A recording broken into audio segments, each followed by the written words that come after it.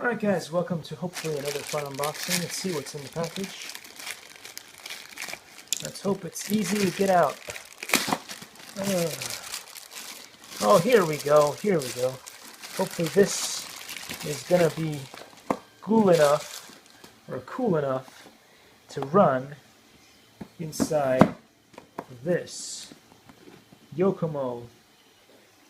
Because the Yokomo thing that I bought did not have what's inside this box, and that's why I had to buy it separately. And what is inside the box is a fan with what I think is an ESC and a motor that is brushless. And so once I attach a battery to that, and here's the instructions, hopefully we'll get it running. Anyway, thanks for watching, and see you in the next one. Cool. Likey.